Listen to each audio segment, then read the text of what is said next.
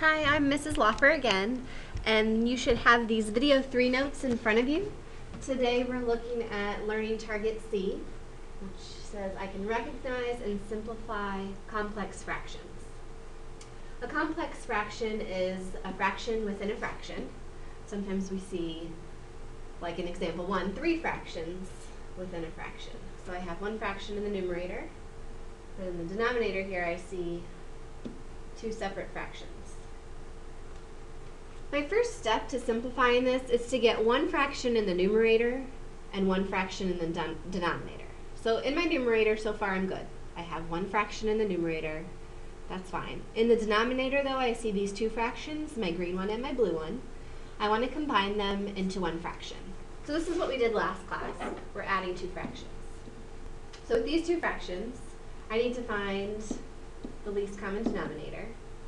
I'm going to take these 2 denominators and multiply them together. So my least common denominator will be x minus 4 times the quantity x plus 1. I'm just focusing in on this denominator. So I'm taking my green fraction plus my blue fraction, but I want to change these denominators so that they match my least common denominator. So I think in this first fraction, what am I missing? I have the x minus 4, but I'm missing an x plus 1. So I'm going to multiply both the top and the bottom by the part that I'm missing. In my blue fraction, the second fraction, what am I missing here? I am missing the x minus 4, so that will go in the numerator and denominator. So I have my common denominator, which is x minus 4 times x plus 1. I have the luxury of scooting everything over on my board, which I know you can't do on your notes. I just want a little bit more room. So x minus 4 times x plus 1. So in my numerator, I need to take the 1 and distribute it to both the x and the 1. So I get an x plus 1. I'm taking this positive 3, I'm distributing it to the x and the negative 4. Gives me a 3x and a negative 12. So I'll take this numerator, x plus 1 plus 3x minus 12, and combine like terms. Down here, which gives me 4x minus 11 all over my common denominator of x minus 4 and x plus 1. So I've taken my original denominator, which was 2 fractions, and I've turned it into this single fraction. That's step 1. My numerator has 1 single fraction, and my denominator also now has 1 single fraction. So let's bring that that numerator back in to play. The numerator before was 3 over the quantity x plus 4. So this is saying take the numerator fraction divided by the denominator. So we're going to take 3 over x minus 4 and divide it by my new denominator, 4x minus 11 over x minus 4 times x plus 1. Remember, if at any time you want to pause so you can catch up with your writing, please do that. If you ever want to rewind, of course, do that. So our complex fraction now looks like a division problem, which we did 2 days ago. Whenever we see division, we should keep the first fraction, change the sign, and flip the second fraction. Keep, change, flip. So if again, I'm going to squeeze myself, make myself some room. Oh yeah. So I'll keep the first fraction, change my sign to multiplication, and I'm going to flip my second fraction. So now the x minus 4 goes on top, x plus 1 on top, and the denominator 4x minus 11. Since I am multiplying, I can just increase that fraction bar. I'll remember to keep these in groups for x minus 4 and the 4x minus 11. So now that I've smushed it together, because I multiplied, I can start canceling. I notice that there's an x minus 4 in both the numerator and denominator. If I cancel those out, That's all I can cancel, right? There's nothing else. So we have 3 times the quantity x plus 1 all over 4x minus 11. Nothing else can cancel. That is our answer. So we took those 3 fractions in the beginning and simplified them down into 1 fraction or 1 rational expression.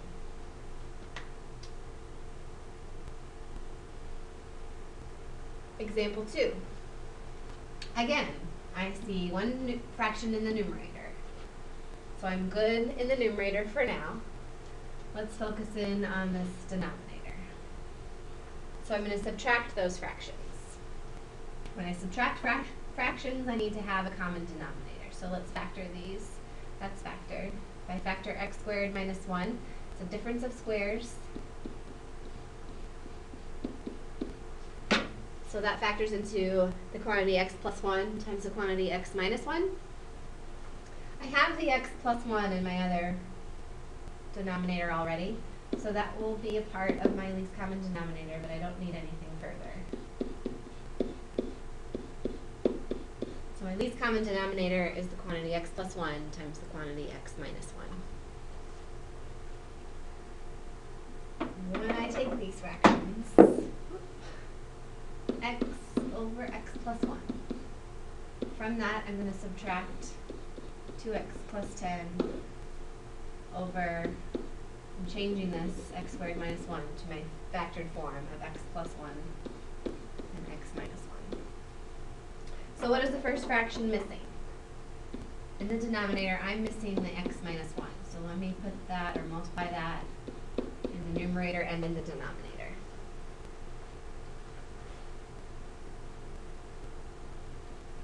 So my common denominator is x plus 1, x minus 1.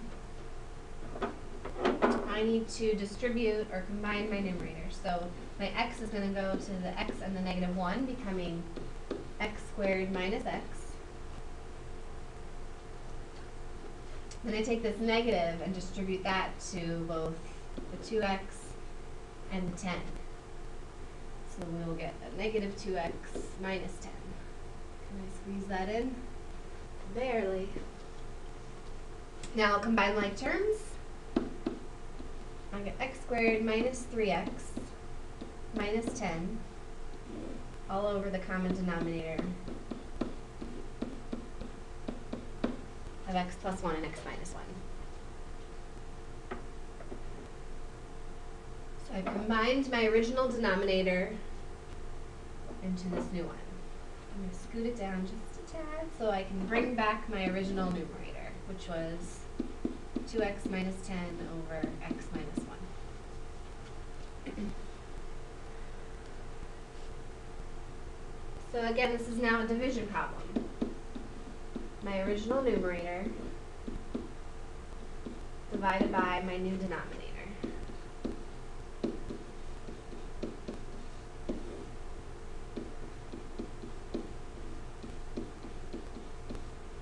When I see division, I'm going to remember to keep, change, and flip.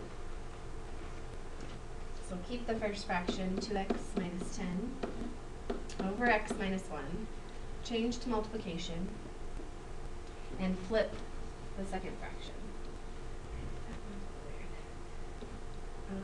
X plus 1 on top now, and x minus 1. And then the denominator now, we get the x squared minus 3x minus 10. Now when I go to multiply, before I smush it all together, I want to look at these pieces and make sure they're all factored. So can I factor this further, 2x minus 10?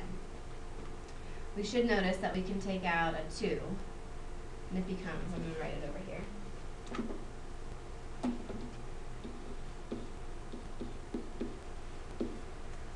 Two times the quantity x minus 5. My denominator, x minus 1, is already factored, so that's good to go. My numerator here is also fine as it is. But this denominator, I can factor this. If you want to pause the video and try factoring it on your own, do that. I'm thinking of factors of negative 10 that add up to negative 3. So I get x minus 5 times x plus 2. Now I'm all in factored form. Now I can smush. So we're multiplying this together. Let me just extend my fraction bar. Treat this x minus 1 as a group. Only cancel it out if you see that exact match in the numerator, which I do. So that can go, and x minus 5 can also go. That's the only thing, those are the only two things that I see that match. So I'm going to come to my left side on the notes, which you may have lovely questions to ask. Maybe you have something like this.